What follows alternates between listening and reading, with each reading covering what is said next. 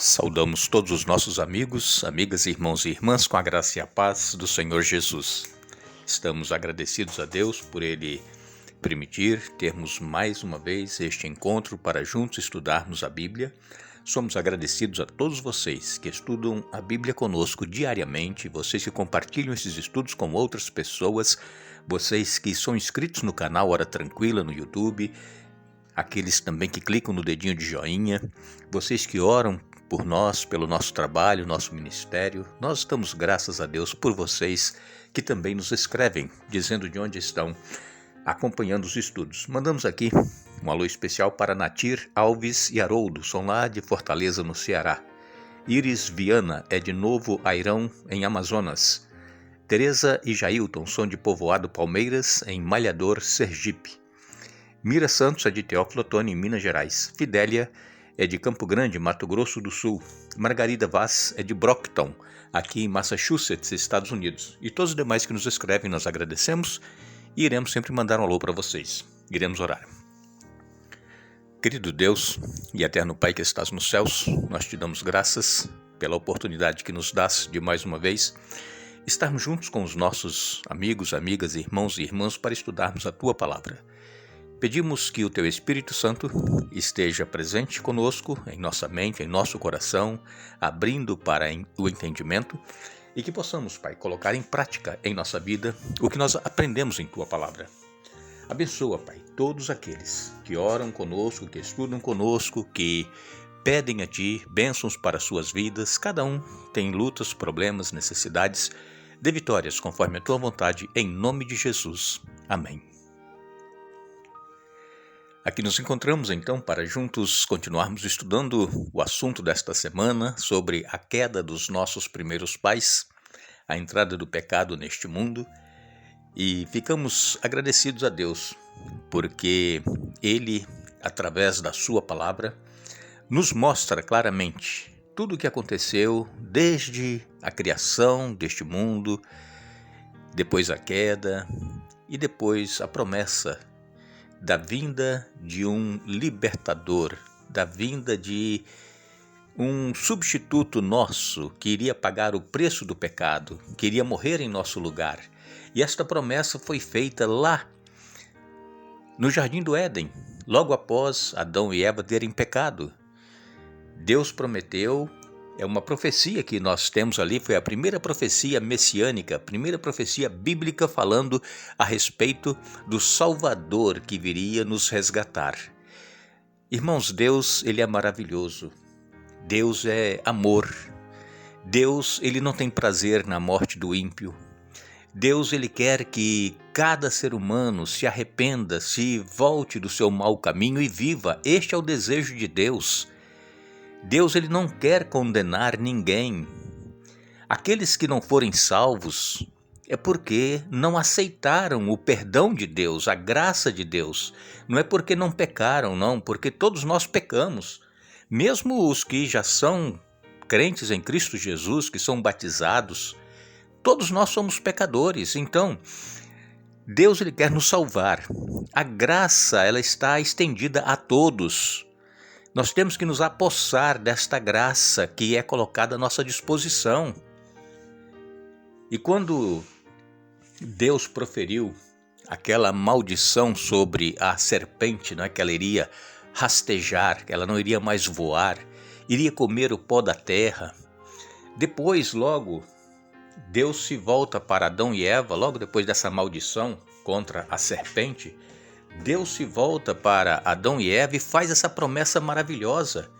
Aqui em Gênesis, capítulo 3, a partir do verso 15, nós lemos: Farei que haja inimizade entre você, que é a serpente, e a mulher, e entre a sua descendência, a descendência da serpente, e o descendente dela, da mulher. Ele, o descendente da mulher, lhe ferirá a cabeça e você lhe ferirá o calcanhar. Nós explicamos ontem no estudo o que isso queria dizer, né? Jesus esmagou a cabeça da serpente quando morreu por nossos pecados na cruz do Calvário. Mas a serpente, Satanás, feriu o calcanhar de Jesus, por quê? Porque Jesus teve que morrer, precisou pagar o preço do pecado. E então no verso 16 diz, à mulher, ele disse, farei mais intensas as dores de sua gravidez, e com dor você dará à luz. Seu desejo será para seu marido, e ele a dominará. Verso 17, e ao homem ele disse, uma vez que você deu ouvidos à sua mulher, e comeu da árvore cujo fruto ordenei que não comesse, maldita é a terra por sua causa. Por toda a vida terá muito trabalho para tirar da terra o seu sustento. A terra produzirá espinhos e ervas daninhas, mas você comerá de seus frutos e grãos, com o suor do rosto você obterá alimento. Até que volte à terra da qual foi formado, pois você foi feito do pó, e ao pó voltará.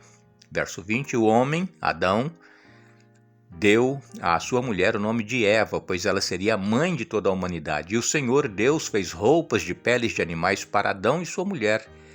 Então o Senhor Deus disse, vejam, agora os seres humanos se tornaram semelhantes a nós, pois conhecem o bem e o mal. Se eles tomarem do fruto da árvore da vida e dele comerem, viverão para sempre. Para impedir que isso aconteça, o Senhor Deus os expulsou do jardim do Éden. E Adão passou a cultivar a terra da qual tinha sido formado. Depois de expulsá-los, colocou querubins a leste do jardim do Éden e uma espada flamejante que se movia de um lado para o outro a fim de guardar o caminho até a árvore da vida. Gênesis 3, versos 15 a 24, eu li. Vejam que Deus não amaldiçoou o homem e a mulher, Deus amaldiçoou a terra. Deus ele disse que agora, por causa do pecado, a terra iria produzir espinhos e ervas daninhas e cardos. E nossos irmãos e irmãs, amigos e amigas que lidam com a terra sabem o que é isso, não é?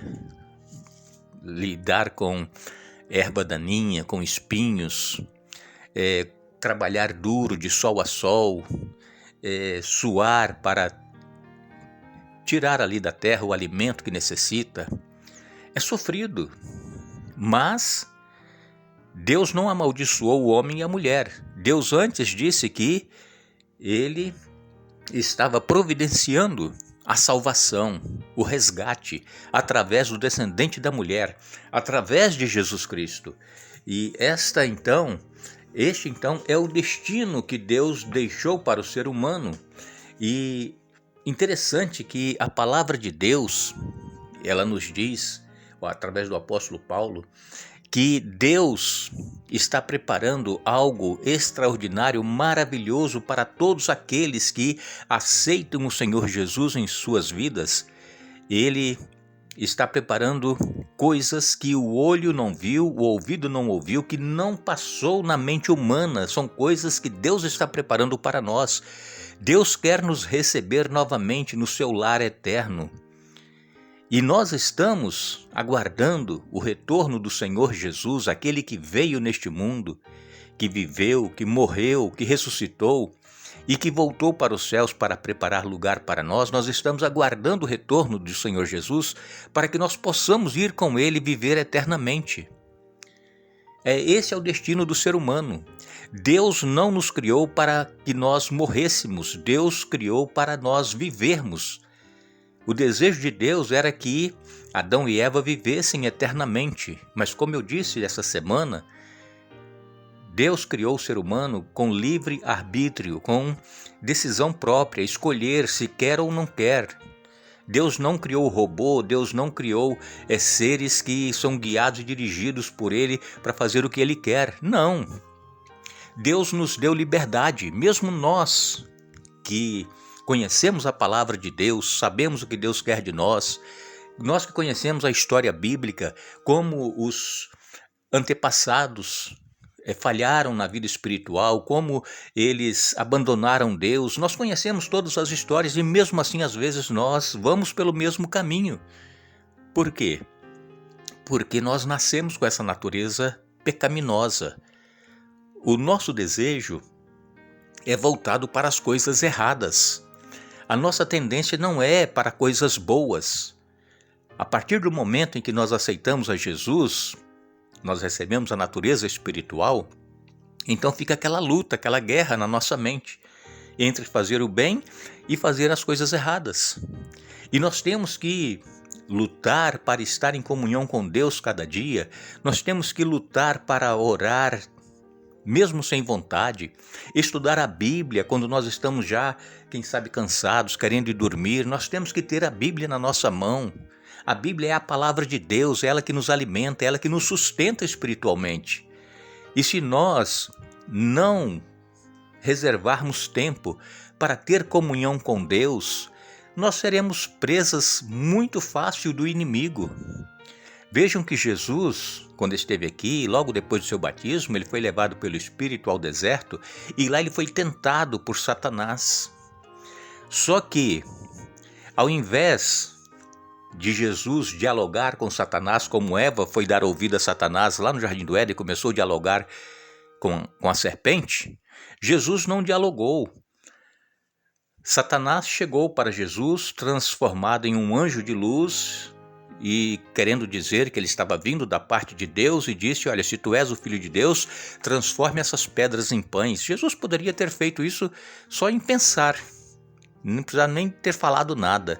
Mas Jesus não discutiu com Satanás, ele só disse assim: está escrito. Jesus conhecia a Bíblia, Jesus estudou a Bíblia, Jesus, como todos os judeus, a maioria das crianças, elas sabem o Pentateuco de cor, que são os 5 primeiros livros da Bíblia. Jesus também sabia. É tanto que Jesus, aos 12 anos, foi ao templo e lá ele estava discutindo com os doutores da lei e eles ficaram encantados, como Jesus, com 12 anos, sabia mais do que eles. Por quê? Porque Jesus tinha comunhão com Deus e estudava a Bíblia e orava todos os dias. Por isso Jesus venceu a tentação. Se nós formos tentados pelo inimigo, assediado por alguma coisa que ele coloca à nossa frente e parece até que é coisa boa, atraente, é para o nosso bem, não vamos discutir com ele, não vamos dialogar, vamos buscar em Deus a força, o poder, vamos citar a Bíblia, o que está escrito na palavra de Deus, como fez Jesus. Então o destino do ser humano é para a salvação. Deus quer nos salvar. Deus quer que nós reconheçamos que somos pecadores, que nós façamos como Davi quando pecou, aquele pecado de adultério com Batseba. O profeta chegou para Davi e contou aquela história da ovelha que o homem rico tinha pego do pobre, que só tinha uma ovelha. Então Davi disse que aquele homem deveria pagar quadruplicadamente o que ele tinha feito. E aí o profeta Natã falou para Davi: este homem és tu, rei. E Davi reconheceu na mesma hora: sim, eu pequei. E pediu perdão, Deus perdoou. Não fez como Eva, como Adão, colocar a culpa um no outro. Não fez como nós fazemos. Tiramos o nosso corpo fora, queremos colocar o outro como culpado do nosso pecado.